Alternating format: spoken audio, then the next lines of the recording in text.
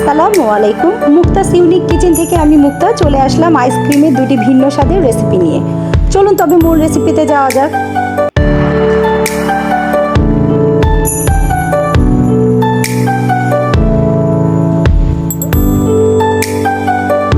প্রথমে আমি 2 লিটার দুধকে ঘন করে 1 লিটার করে নিয়েছি। এর সাথে আরও 3 টেবিল চামচ গুঁড়া দুধ গুলিয়ে দিয়ে দিলাম। এবার ভালো করে একটু জাল করে নিলাম। এবার ক্যারামেল তৈরি করতে দিয়ে দিলাম।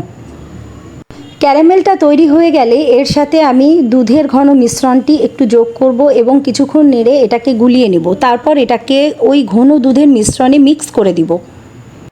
ঘন করা দুধটা একটু গরম থাকতে হবে, তাহলে এই ক্যারামেলটা খুব ভালোভাবে দুধের মিশ্রণের সাথে মিলে যাবে।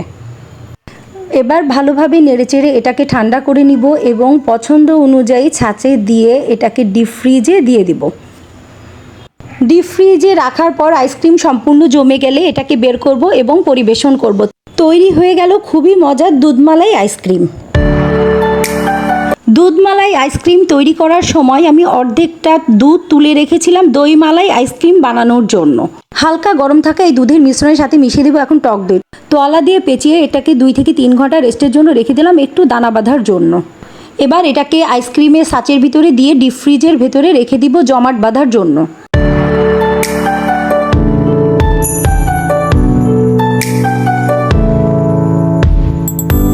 ডিপ ফ্রিজ থেকে বের করে এবার এটাকে পরিবেশন করব।